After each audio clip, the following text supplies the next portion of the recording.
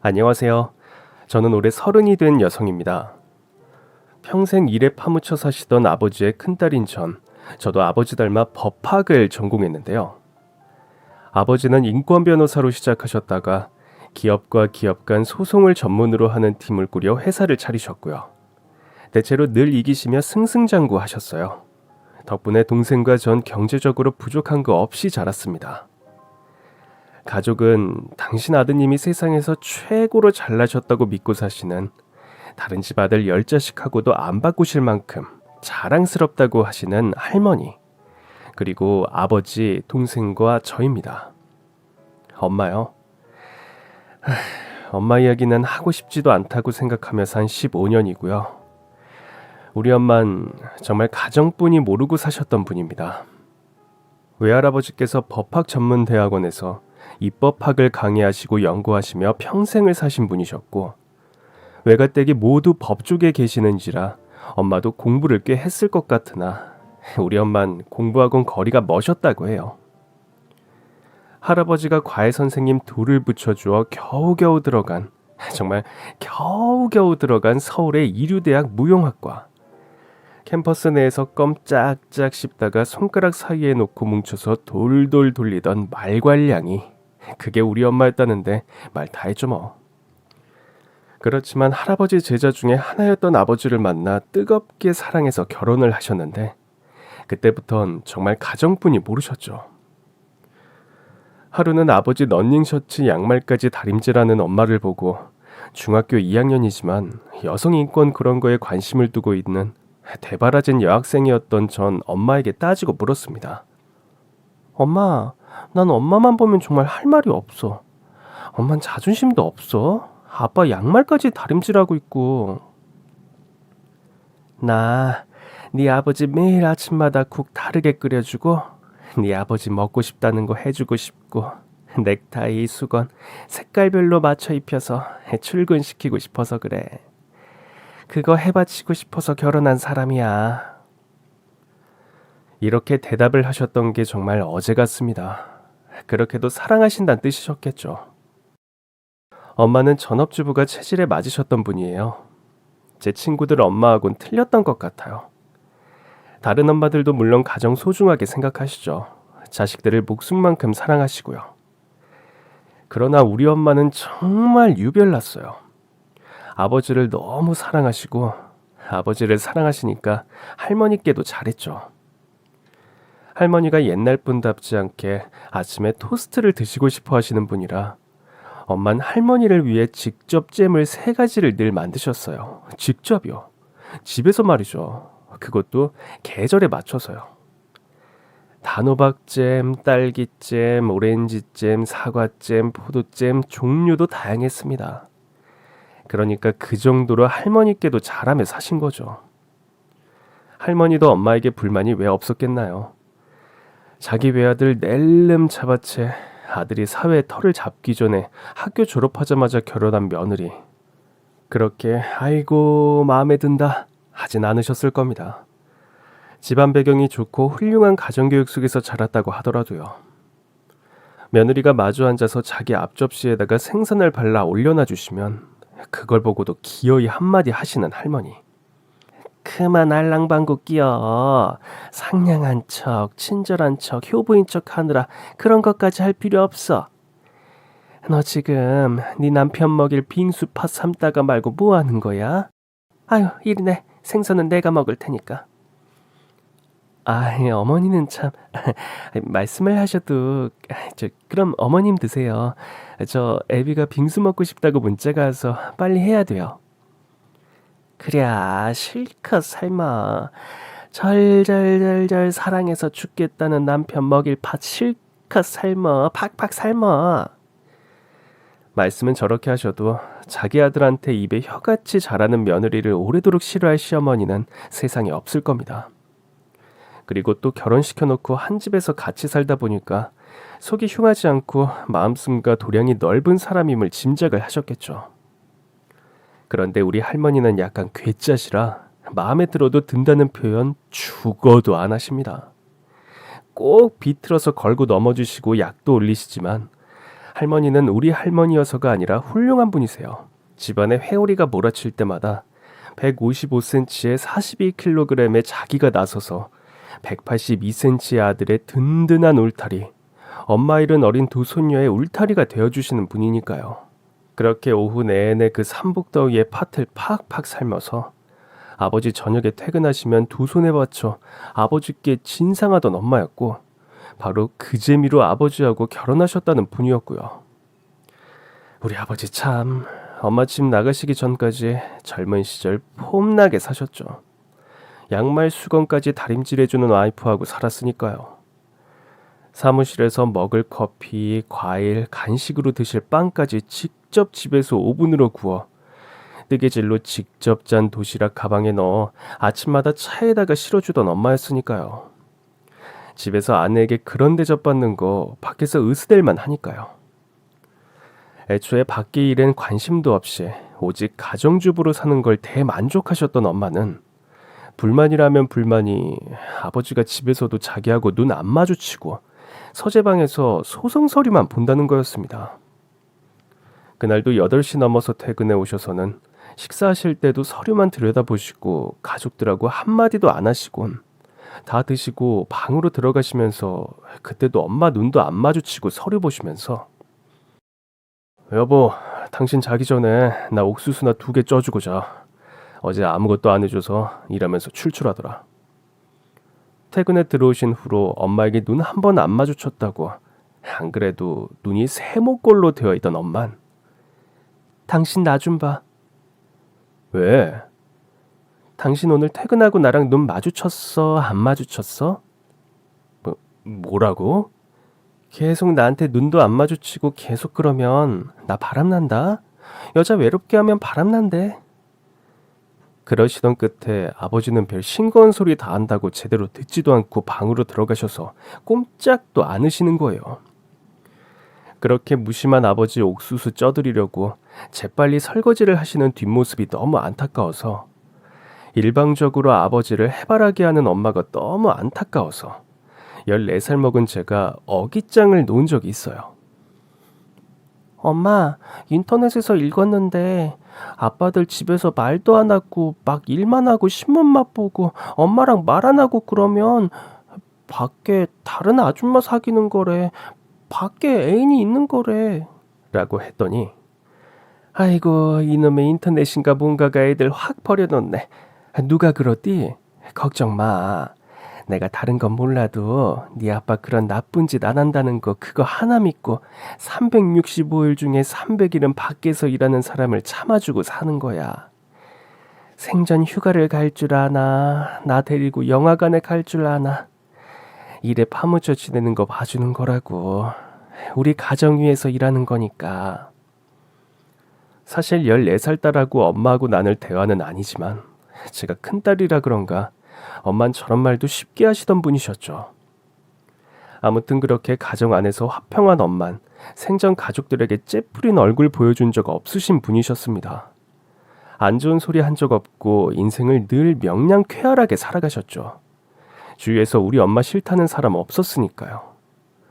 가끔 엄마 친구들이 엄마를 시기하긴 했으나 그것도 엄마 어릴 때부터의 단짝 지연이 아줌마가 중간에서 다 커버해 주었습니다. 엄마 친구들 입장에선 엄마가 좀 얄미울 수 있죠. 돈을 긁어다 주는 것은 물론 누구 하면 다 알아주는 남자의 아내로 그 남자의 자식들 둘 낳아 의리번쩍한 집에서 사람 입에 오르내릴 짓 부부가 다 나며 화평하게 아름다운 모습으로 사는 게 쉽지가 않으니까요. 사실 아버지는 누구 하면서 이쪽 계통에선 이미 유명한 분이셨어요.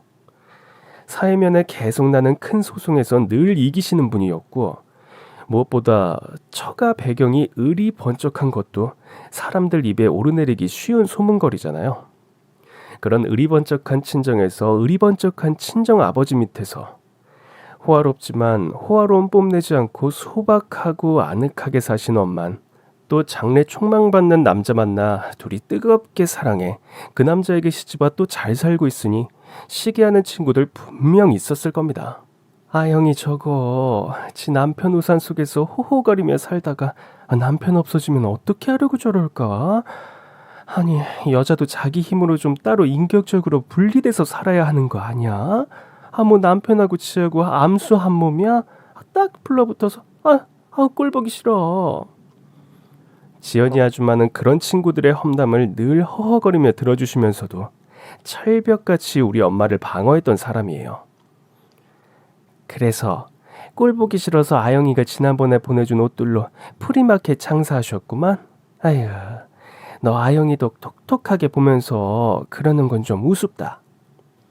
지연 아줌마는 엄마하고는 어릴 때부터 고등학교 때까지 쭉 붙어 지낸 단짝이십니다. 그쯤에 지연 아줌마 친정 언니들이 돈 모아 전원주택을 으리으리하게 지어서 이사 오라고 했는데 지연 아줌마는 거기로 이사 안 가고 우리 집 근처로 이사 오셨어요. 그해 가을에요. 친정 언니들이 난리치자 아무 말도 하지 마. 난 나 살고 싶은 데서 살 거야. 난 아영이 동네에서 살 거야.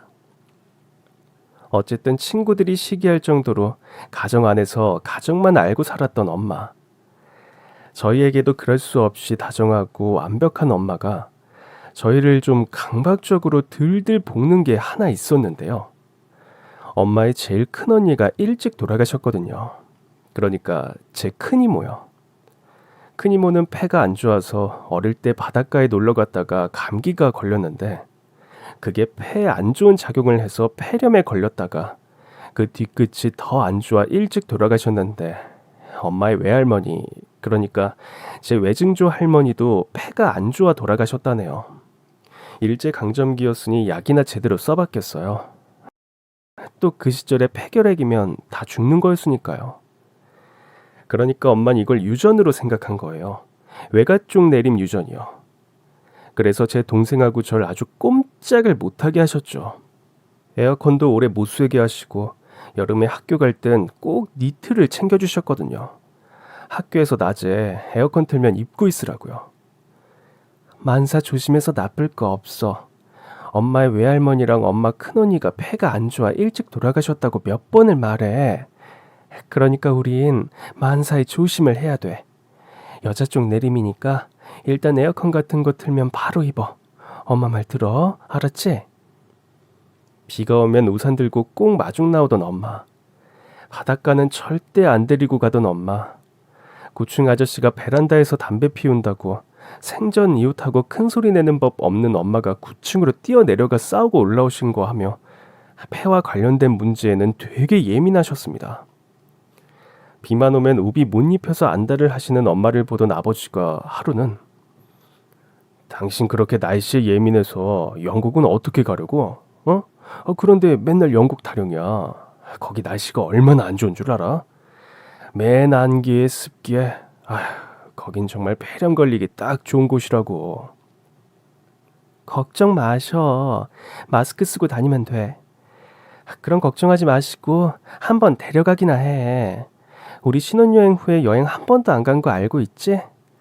신혼여행 때 스코틀랜드하고 잉글랜드, 아일랜드 10박 10일을 다녀오고 그게 끝이야. 좀 너무하다고 생각하지 않아? 우리 아버지가 좀 너무하긴 하셨어요. 아무리 일이 중하다지만 결혼 15년 동안 해외여행이라고는 신혼여행 후로 맨 국내 1박 2일, 2박 3일 그게 다였으니까요. 그것도 3, 4년에 한 번이요. 어쨌거나 남들이 뭐라고 시기를 하건 혹은 아버지가 집에 들어와 엄마랑 눈도 안 마주치고 일만 하던 우리 집은 화목했습니다. 적어도 예민함에서는 누구도 따라올 수 없게 예민한 제가 느끼는 건 우리 집은 완벽한 평화였습니다. 아침 해가 뜨고 저녁이면 해가 지듯이 우리의 24시간은 할머니와 엄마가 이끌어가는 가정 안에서 늘 다람쥐가 쳇바퀴 돌듯 같았으니까요. 엄마가 집 나가시고 아버지가 하던 말 중에 한마디가 기억이 남습니다. 네 엄마가 우리 집에 어떤 존재였는지 내가 너무 늦게 알았다. 정말 네 엄마 덕분에 아버진 중년까지 신나게 폼나게 살았어. 그게 내가 잘나서가 아니었던 걸 너무 늦게 한 거지. 네 엄마가 가정을 완벽하게 꾸려가니까 네 엄마한테 다 맡기고 난 밖에 일만 할 수가 있었고 그렇게 성공할 수가 있었던 거지. 엄만 제가 15살 때 집을 나가셨어요. 엄마가 집을 나가신 후 아버지는 조금씩 쇠락의 길을 걷기 시작하셨습니다. 사실 아무리 쇠락한다 해도 기본적으로 너무 높은 곳에 계셨으니까 내려와봤자 상류층입니다. 아버지, 도대체 어떤 여자예요? 엄마가 집을 나가게끔 아버지가 바람피운 여자가 어떤 여자예요? 아, 이상하네.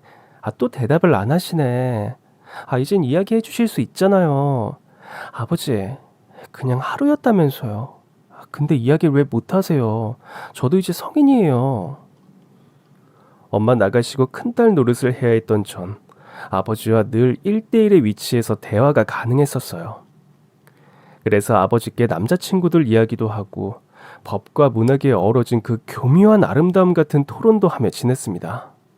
그러니 결혼 날짜를 앞두곤 저런 질문 충분히 할 수가 있었죠.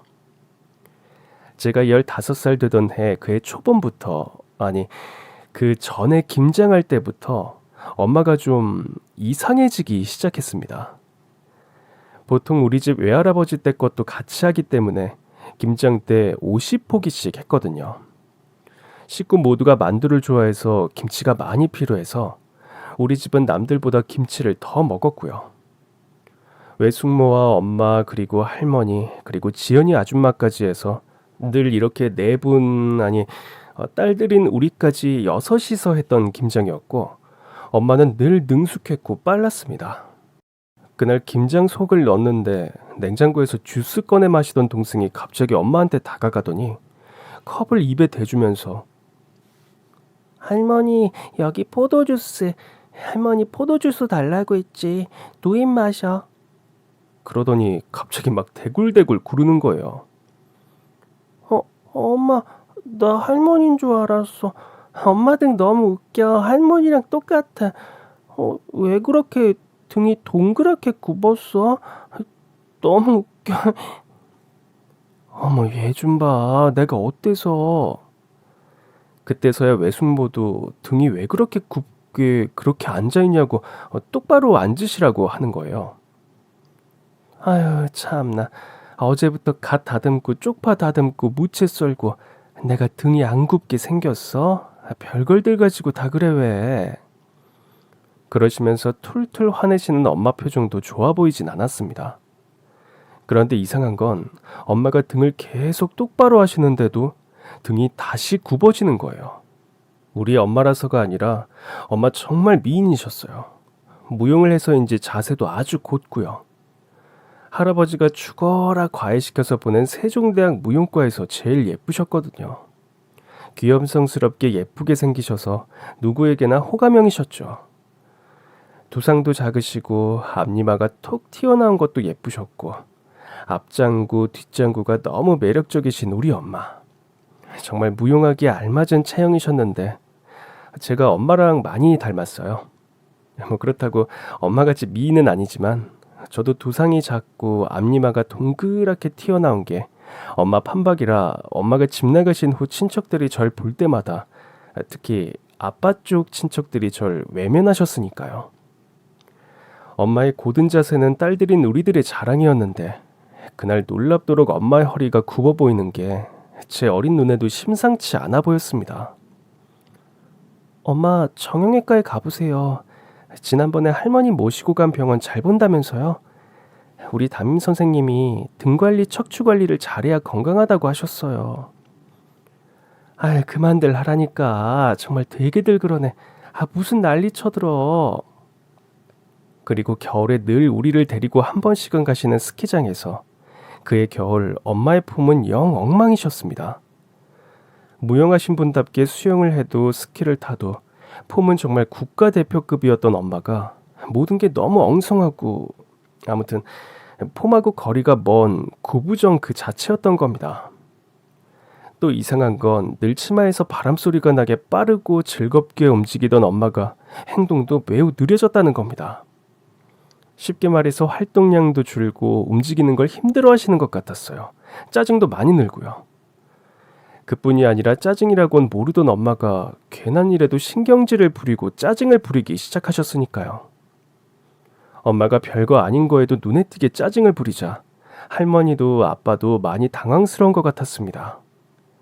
엄마가 집 나가시기 바로 얼마 전 아빠가 일주일 넘게 밤 11시가 넘어서 들어오자 큰 소리를 내시더라고요. 당신 지금 몇 시야? 내가 아무 말 안 한다고 가만히로 여기는 거야? 여기가 당신 집이기나 한 거야? 당신 밖에 다른 여자 만들어놨어?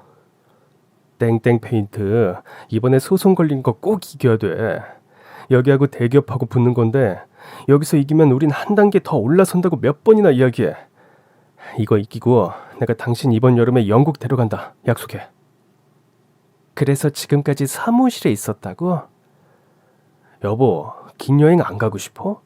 나 이 건 이기고 이번 여름 3주 휴가 쓸 거라고. 웃기지 마. 3년 전에도 재작년에도 작년에도 날린 공수표 내가 또 믿을까봐. 지긋지긋해 그놈의 공수표. 그렇게 시작해서 방 안에서도 길게 다투시는 소리가 들렸습니다.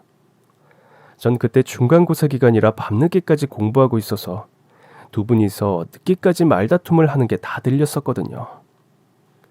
사실 아주 섭섭하시거나 화가 날 때 조금 몇 마디 하고 말지 피곤한 아버지 안 건드리고 싶어 하셨던 엄마가 저러는 건 좀 낯설었죠. 히스테릭했으니까요.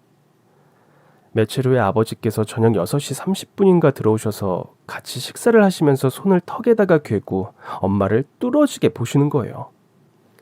엄마는 아버지가 그러거나 말거나 식사를 하셨고요. 당신 왜 그렇게 어색하게 굴어? 내 얼굴에 뭐 묻었어? 밥이나 먹어. 아니, 당신 이렇게 눈 안 마주쳐준다고 불만인 사람 아니야? 그래서 눈 마주쳐주는 거라고. 어머님 외출하셨을 때 분위기 좀 내보자. 자, 눈 마주치자고. 한 입 먹고 마주치고 한 입 먹고 눈 마주치고. 아버지가 엄마의 기분을 풀어주려고 애쓰는 모습이 역력했습니다. 우리 모두 빵 터지고 그날 식사는 참으로 평화로웠네요. 그날 저녁부터 엄마는 며칠 집안을 뒤집으셨습니다. 마침 할머니가 이모 할머니 댁에 며칠 놀러가 계시고 엄마가 청소하기 수월했죠. 할머니 방부터 안방 그리고 광방까지 모조리 다 드러내고 벽지도 새로 하고요. 옛말에 꼭 집 나갈 여자같이 집을 쓸고 닦고 한다는 말이 있었다죠. 월요일 아침 점점 잠자리에서 늦게 일어나시는 엄마가 그날도 늦게 깨어서 지각을 하게 생겼는데 엄마가 차로 데려다 주셨어요. 차 안에서 이제 신호가 걸려서 멈추고 있는데 엄마가 손을 뻗어서 제 볼을 만지시면서 승희야, 엄마가 나중에 깜빡 잊고 말 못할까봐 그러는데 우리 집안 여자들한텐 에어컨 바람이 제일 안 좋아. 여름에 계속 켜고 있지 말고 늘 공기 한 번씩 바꿔줘. 엄마, 여름 휴가 때 진짜 영국 가? 그래. 우와. 그리고 승희야, 여자가 머리가 뛰어나게 좋게 태어난다는 건 축복이야. 엄만 자란 환경도 훌륭해서 남부러운 거 없었는데 딱 하나 머리가 좋지가 않아서 공부 많이 못한 건 너무 아쉬워. 엄만 다시 태어난다면 예쁜 거보다 공부 잘하는 여자로 태어나고 싶어. 넌 머리가 아빠를 닮아서 뛰어나지? 정말 행운인 거야. 승희야, 공부 열심히 해. 엄만 늘 네 옆에 있어. 알지? 알았어. 중간고사 잘 볼게. 시험 잘 보라고 압박 주는 수법도 다양한 우리 엄마. 왜 분위기 잡고 그래? 급하게 내리느라 폰을 놓고 내린 게 깨달아서 다시 등을 돌려 엄마 차 쪽으로 가는데 엄마가 보조석 창문을 연 채로 고개를 내밀고 절 보고 계시더라고요. 그런데 이상하게도 엄마 눈에 눈물이 가득한 거예요. 그때 뜬금없이 엄마 눈에 눈물이 가득한 건 하나도 눈에 안 들어오고요. 갑자기 엄마가 팍상 나이 들어 보이는 것만 눈에 들어오더랍니다. 요 며칠 아빠 때문에 신경질 부리고 또 집안 청소를 너무 열심히 해서 그런가 싶기도 하고 중간고사 공부한답시고 엄마에게 히스테리 많이 부린 게 좀 미안해지기도 한 순간이었습니다. 하지만 전 당시 엄마나 집보단 친구들에게 훨씬 관심이 많이 가고 친구가 좋을 나이였죠. 등교에서 친구들하고 수다 떠느라 엄마를 싹 잊고 있었습니다. 그렇게 그날 하교하고 친구들하고 떡볶이집에 가면서도 조금 이상하긴 했습니다. 딱 하교 시간에 맞춰 카톡을 보내곤 하던 엄마였으니까요. 학원 버스 늦지 않게 타라고요. 엄만 그날 내내 아무 연락도 없었지만 뭐 그건 그다지 중요한 게 아닐 나이니까요. 그래도 학원에서 수업 들으면서 마음이 조금씩 불편해지긴 했습니다. 당연히 두세 번은 연락이 와서 맨날 하는 소리하고 또 해야 할 엄마인데 말이죠. 왠지 알 수 없는 불안감에 시달리며 학원 버스 타고 집 앞에 내리고 바로 엘리베이터를 타고 집으로 올라갔어요. 할머니는 오늘 저녁에야 오신다고 했고 발레 교습소에 있어야 할 동생이 냉장고 앞에 서서 울고 있더라고요. 전 그때서야 알아졌습니다. 제가 어린이집이나 초등학교 그리고 중학교를 거치는 동안 학교 다녀온 후 집에 왔을 때 엄마가 안 계셨던 적은 한 번도 없었단 것을요. 너 연습실 안 갔어? 엄마는? 동생이 냉동고 앞에 붙여져 있는 A4 용지를 떼어서 제게 보여주더군요. 엄마야, 놀라지 마라. 엄마는 아빠와 한 집에서 같이 살 수 없는 심각한 문제가 생겨서 당분간 집에서 나가 있는다. 엄마는 아빠 얼굴을 보기가 너무 싫고 솔직히 아빠 자식들인 니들 얼굴도 보기 싫어. 한씨 성 가진 사람은 당분간 안 보고 싶어서 집을 나가 있는 거야. 할머니 말씀 잘 듣고 잘 지내고 있어. 등교 늦지 말고 학원 빼먹지 말고 자기 전에 양치 꼭 잊지들 말고 해라. 엄마가 쓴 편지를 사진을 찍어서 아빠에게 보냈어요. 그리고 아빠에게 전화를 했습니다. 아빠, 이게 도대체 무슨 일이에요? 저 초등학교 때부터 이날까지 하교 후에 엄마가 집에 없는 건 처음이에요. 그렇게 나간 엄마의 가출은 10수년이 넘은 겁니다. 아버지와 할머니의 말씀으로는 아빠가 잠깐 밖에서 다른 아줌마와 데이트를 한 걸 엄마가 알아버려서 한동안 힘들어하셨다고 하더라고요. 금방 돌아오마라고 적혀있진 않았지만 금방 돌아올 것 같이 그런 뉘앙스를 남기는 편지였는데 엄만 그대로 10수년이 지난 겁니다. 처음엔 걱정을 했다가 어처구니 없어도 했다가 원망도 했다가 별의 별 생각을 다 했는데요. 인터넷 커뮤니티에 이혼가정 아이들, 한부모 가정 아이들, 싱글맘 싱글데디 카페 이런 데 가입해서 이런저런 고민도 털어놓아 보고 다른 사람들 고민도 읽어보곤 했었죠. 그런데 정말 우리 집 같은 경우는 거의 없었어요. 아버지가 다른 여자친구 만난 걸 들켜서 엄마가 아예 집을 나가버린 경우요. 이혼도 안 하고요.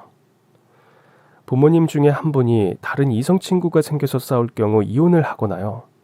집에서 큰 소리 내고 싸우는 지옥이라서 글 올리는 친구들이 차라리 이혼을 했으면 좋겠다고 하는 아이들이 많았거든요. 그래도 이혼은 죽어도 싫다며 새엄마, 새아빠 생기는 거 싫다는 아이들도 만만찮게 많았고요.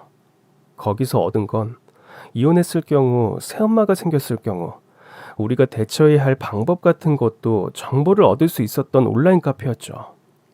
어쨌거나 아무리 조언을 구하려고 해도 저 같은 경우는 드물어서 다들 별 대답도 안 해주더라고요. 지구별님, 엄만 일부러 계획된 가출이라고 생각해요. 그날 아침에 등교 차 안에서 하신 말씀만 봐도 의미심장해요. 그리고 짜증도 많이 내셨다면서요. 우울증 같은 걸 수도 있어요. 우리 엄마도 아빠 바람피고 나서 우울증을 몇 달 앓았는데 한 일주일간 여행 다녀오고 나서 전투력이 강화돼서 아빠한테 매일 큰 소리 내시다가 결국 이혼을 하셨어요. 아빠가 다른 아줌마하고 계속 연애를 해서 포기하셨었거든요. 전 당시 사춘기가 시작되고 있었습니다.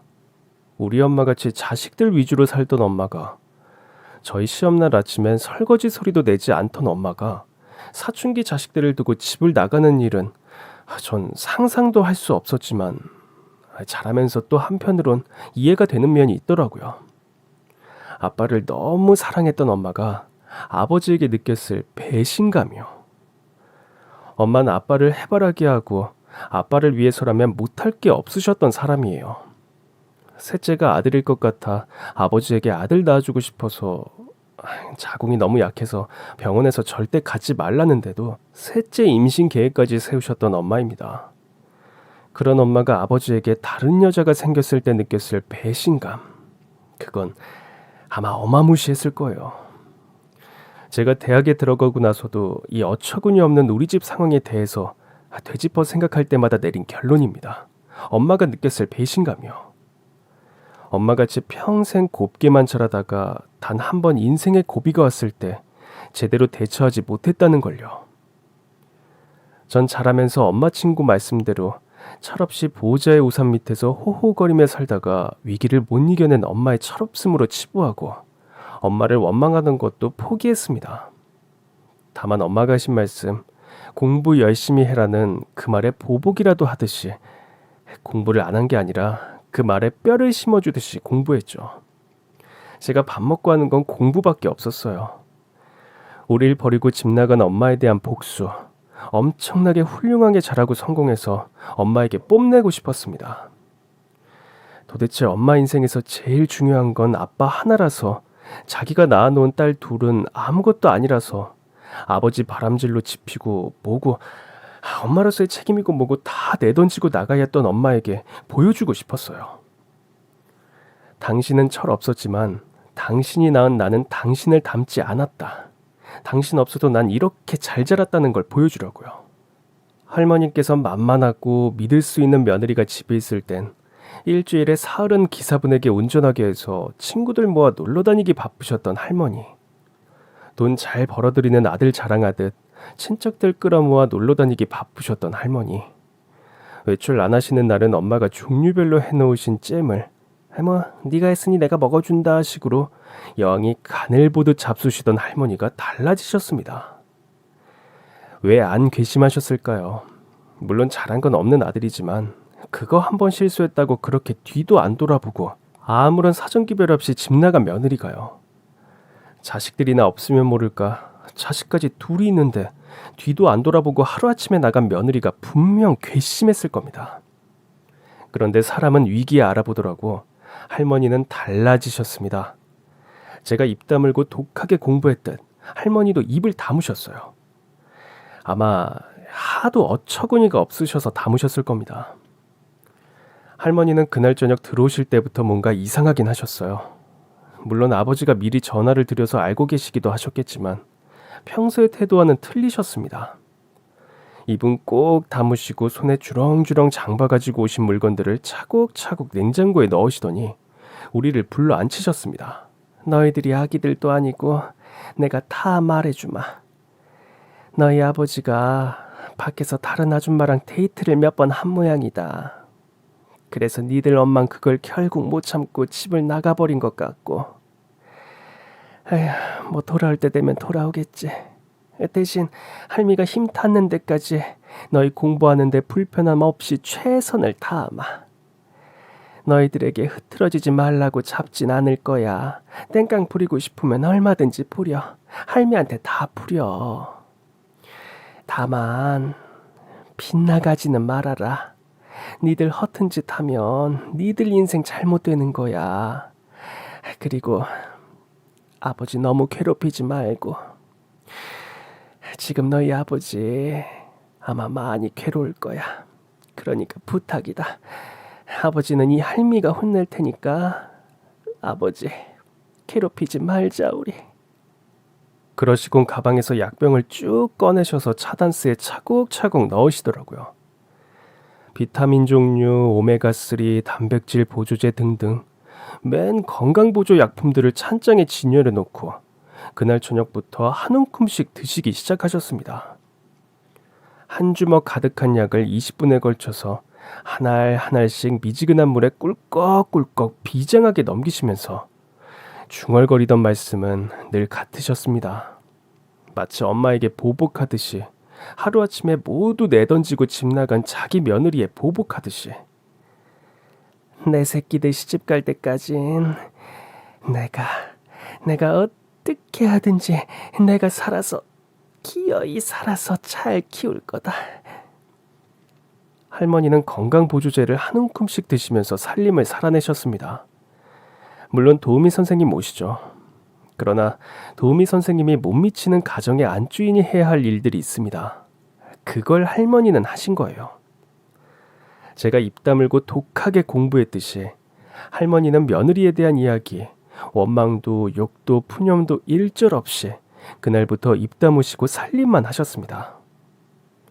하루 종일 걸레를 차고 다니시면서 도우미 선생님 손 미치지 못하는 곳곳을 쓸고 닦고, 엄마가 하시던 대로 아버지 와이셔츠며 양말이며 손수건 다림질, 우리들 교복 다림질, 심지어 가족들 속옷까지 직접 손으로 빠셨어요.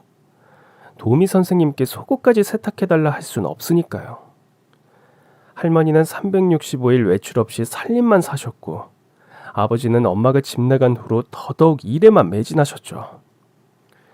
자신에게는 일과 할머니 그리고 동생과 저 둘뿐이 없다는 듯 사셨습니다. 외가에선 저희를 안 보려고 하셨고요. 물론 제 동생과 저 또한 외가 사람들 안 보고 싶었어요. 뭐가 좋다고 보고 싶을까요? 외할아버지 돌아가시니 사실 외가는 외가랄 것도 없더군요. 참 독한 외할아버지. 자기 딸 집 나가게 한 집구석이라고 손녀들까지 미우셨을까요? 아버지가 너무 바쁘시고 할머니보단 엄마가 필요한 자리, 담임 선생님 면담 같은 거, 학부형 회의 같은 때는 지연이 아줌마가 대신 참석해 주셨습니다. 가난한 부모님을 둔 지연이 아줌마는 우리 외할아버지가 등록금 내주셔서 대학 다닌 사람이거든요. 그 앞에서 제가 말씀드린 저희 엄마하고 정말 친하셨던 절친분이요. 왜 내가 오고 싶은 데서 살아야지. 우리 친정 근처로 가? 난 우리 언니들하고 가까이 사는 것보다 너하고 가까이 사는 게 더 좋아. 이렇게 말해서도 알 수 있듯이 지연 아줌마가 우리 엄마를 어떻게 생각하며 살았는지 알 수 있을 겁니다. 친자매보다 더 친자매 같던 친구죠. 엄마가 사라진 집, 자기 친구가 사라진 친구 집을 마치 친자매 집 드나들듯 드나드시며 우리 자매를 보살펴주신 지연 아줌만 제 시어머니가 되실 분이에요. 아줌마 아들이 저보다 1살 아래인데 친구처럼 자라다가 한 대학에서 같이 법학 공부를 하고 법학 전문 대학원에서 같이 동문수학하다 보니 거의 28년을 함께 지내다시피 했죠. 그러니 친구 같기도 하고 애인 같기도 하고 형제 같기도 하고 서로 알 거 모를 거 다 알고 이만한 상대 없다 싶으니 바로 결혼하기로 한 겁니다. 신랑도 저도 곧 영국에 있는 캠브리지 법학 전문 대학원으로 박사 공부하러 떠납니다. 캠브리지는 집 나간 엄마가 우러러 바라보던 법학학교예요. 세계에서 손꼽히는 학교죠. 아버지가 유학 가시려다가 못 가시고 엄마랑 결혼하시면서 주저앉아 포기하신 학교. 자기 때문에 남편 유학 포기시킨 것 같아 마음 아프면서도 그래서 늘 영국 여행에 목을 매셨던 겁니다. 그래서 유학 가기 전에 결혼식 시키자고 양가에서 합의가 되어서 그렇게 하고 유학길에 오르는 거예요. 필요할 때마다 우리 집에 구원투수처럼 나타나 우리 집 일을 봐주셨던 지연 아줌마 덕에 아빤 2번 연례 행사처럼 아내 없이 사는 외로움, 아내 없이 가정 꾸려가는 우울증 같은 게 도질 기미가 보일 때, 그러니까 1년에 2차례는 무슨 일이 있으셔도 홀로 여행을 가셨는데요. 여행 떠나시기 전 며칠 전부터 아버진 늘 저희 동영상을 찍곤 하셨죠. 아내 없는 빈자리를 딸내미들 동영상으로 위로받으려고 그러셨을까요? 아마 여행 가서 우리 모습 보시려고 그러셨으리라 짐작만 할 뿐이었습니다. 그런데 우리 아버지 참 이상한 양반인 게요. 엄마가 그렇게 여행에 목을 맬 땐 일만 하시다가 엄마가 집 나가시니 혼자서 죽어라 여행을 하시더라고요. 마치 엄마에게 보복하듯이요. 그때마다 아줌마는 우리 집을 아침, 점심, 저녁으로 들여다보시며 우리 공부를 챙기셨고요. 전 엄마가 집 나간 후로 아버지께서 수절했다고는 생각 안 해요. 주말엔 꼭 외박을 하셨으니까요. 오히려 전 응원했습니다. 엄마는 우리 내팽개치고 집 나갔는데 아버지는 책임을 다하잖아. 아버지도 즐겨야지 라고 싶었달까요? 제가 성인이 되니까 더 잘 알아지겠더라고요. 젊은 남자가 혼자 수절하기는 어렵다는 걸요. 엄마 없이 제 결혼 준비는 착착 진행되어 갔습니다. 지연 아줌마가 다 알아서 했으니까요. 전체 공부만 했으면 되었습니다. 친구들이 엄청 부러워하더라고요. 너는 참 좋겠다. 가만히만 앉아 책상 앞에서 책 들여다보다가 결혼식 날 아침에 드레스 뻗쳐 입고 식장에 들어서는 신부는 너밖에 없을 거다. 결혼 준비란 게 얼마나 스트레스 받는 줄도 모르고 말이야. 결혼식 날 아침에 샵에서 신부 화장을 하는 제 얼굴은 퉁퉁 부어 있었습니다. 벌이 1000만 마리가 달려들어 쏜 것 같은 제 얼굴. 그뿐 아니라 화장하는 내내 울어서 아티스트 선생님이 계속 화를 내셨어요. 그만 좀 울라고요. 무슨 죽으러 가는 것도 아니고 신부님 같이 우는 신부는 처음 본다고요. 화장 망가진다고요. 제가 왜 그렇게 울었을까요? 엄마 생각이 나서였을까요? 그날의 예식 진행은 좀 남달랐습니다. 신부 입장을 하고 나서 양가 혼주 입장이 있었어요. 시어머니랑 시아버지랑 저희 아버지가 손잡고 걸어 나왔을까요? 아닙니다. 양가 혼주가 손잡고 걸어 나오는 순간 식장은 엄청나게 술렁였어요. 56세의 제 시어머니랑 100살은 넘어 보이는 웬 할머니. 앞니마가 톡 튀어나오고 앞뒤 짱구여서 두상이 동그랗고 예쁜 머리칼이 한 올도 없는 할머니. 뼈가 줄고 근육이 줄어서 초등학교 1, 2학년으로 보이는 100살은 넘어 보이는 할머니가 다정하게 손을 잡고 입장을 했으니까요. 그 할머니는 다름 아닌 15년 전에 집을 나간 제 엄마셨습니다. 어릴 적 소꿉친구였던 두 분은 그날까지 아름다운 우정을 지켜온 거였어요. 조로증의 비밀을 간직한 채로요. 여러분, 조로증이라고 아시나요? 정상인보다 3, 4배는 빨리 늙는 병이요. 아기들에게 나타나는 희귀 질환이죠. 그래서 보통 아기들은 그 병에 걸리면 병이 나타난 후 15년 전후에서 늙어서 사망한다고 하죠. 이게 전 세계적으로 아주 드문 일이지만 중년의 사람들에게도 나타난다고 합니다. 암을 억제하는 세포 중에 N모모3 유전자라고 있는데 이 유전자가 저절로 많이 자라게 되면 노화가 빨리 온다네요. 그리고 이 유전자를 주입한 쥐는요. 활동량도 줄고 등이 굽는 노화로 시작돼요. 다른 쥐 2, 3배는 빨리 죽는다고 합니다. 그 병이 우리 엄마에게 찾아온 거예요. 우리 외갓동 내림이 폐질환이라고 앞에 적었지만요. 그걸 엄마가 엄청 신경 쓰고 우리에게 주의를 시켰던 거예요. 바로 거기에 기본적인 열쇠가 있었던 겁니다.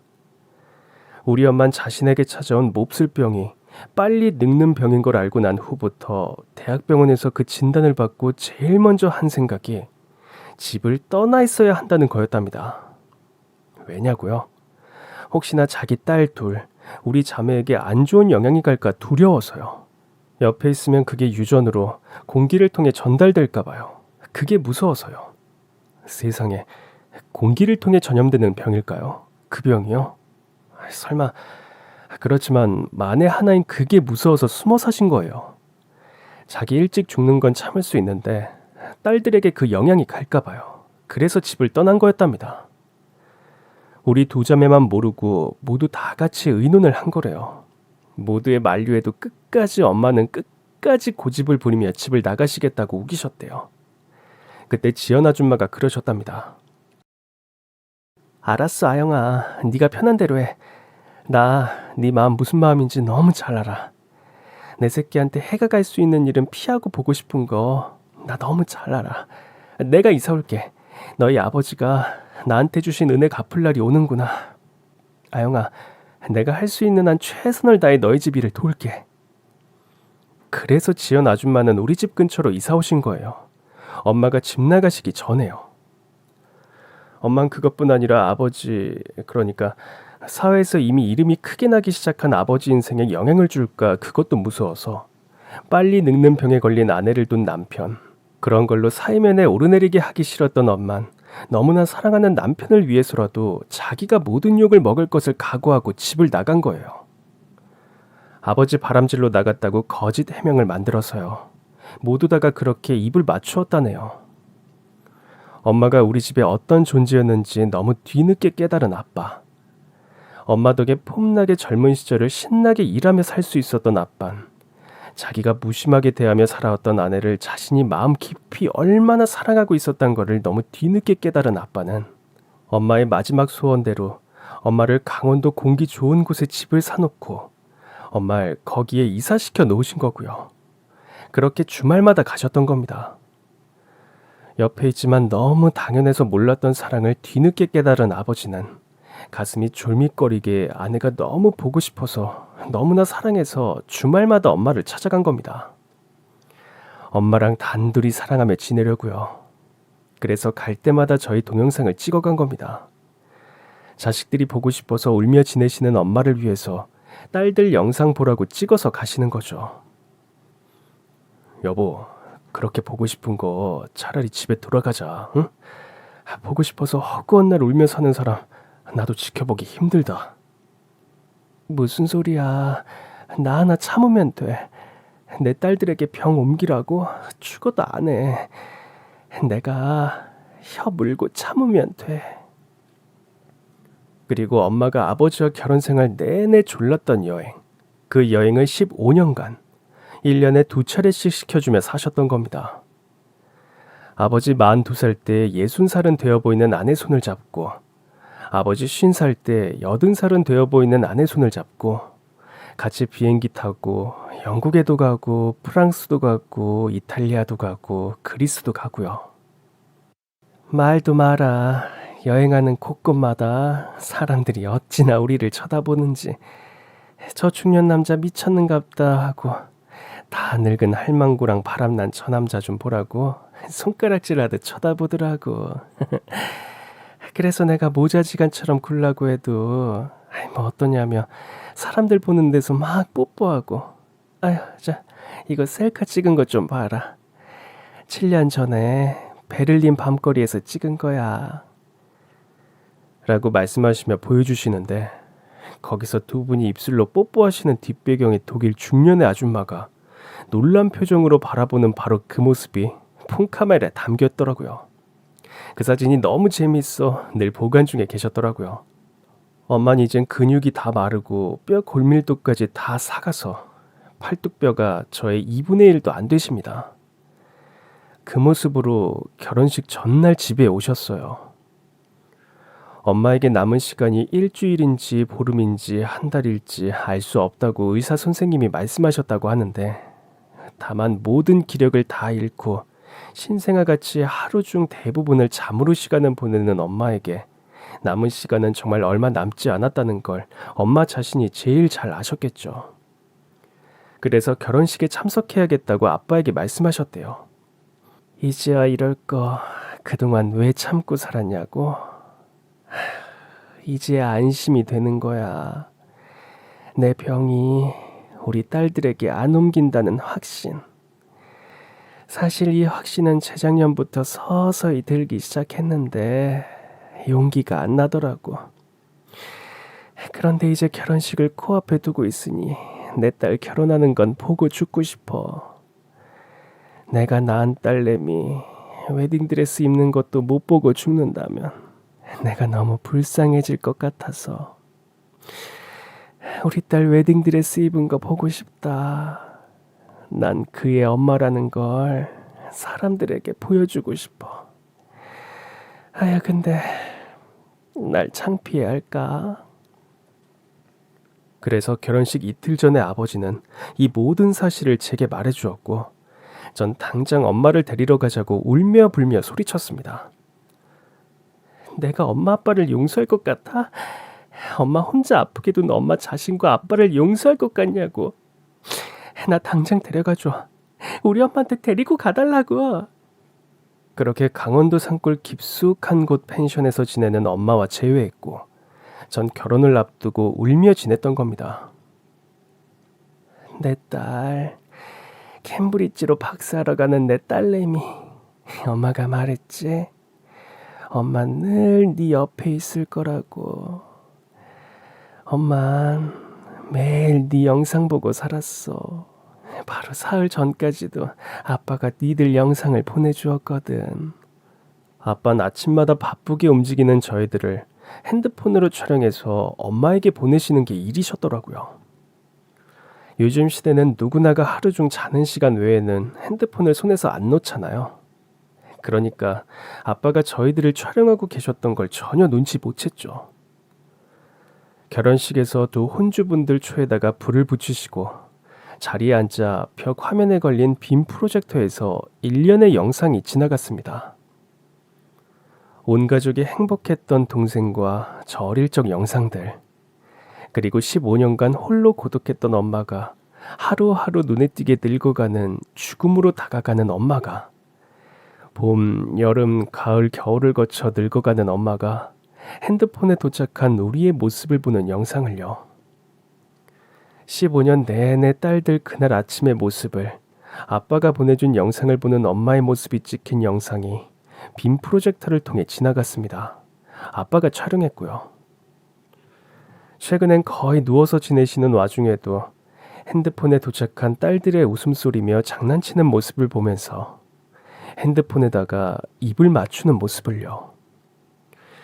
손에 핸드폰을 줄 힘도 없이 팔뚝에 폰을 괴고 우리 모습이 나오는 폰 화면에다가 뽀뽀하는 모습을요. 사흘 전에 그렇게 예식장을 오름바다로 만들었던 결혼식을 끝내고 전 신혼여행은 우리 집에서 지냅니다. 엄마랑 함께요.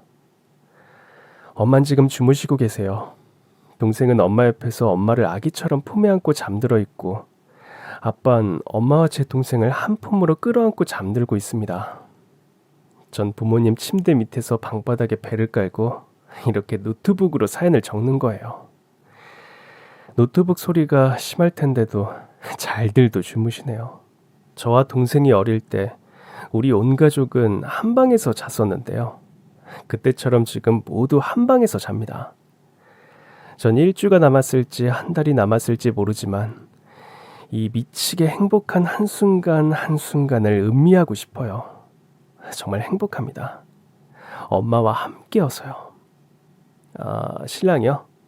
신랑도 신혼여행이죠. 엄마와 딸들의 마지막 이별 과정을 지켜보는 아름다운 신혼여행이요. 그럼 지금까지 제 긴 사연 들어주셔서 정말 감사합니다.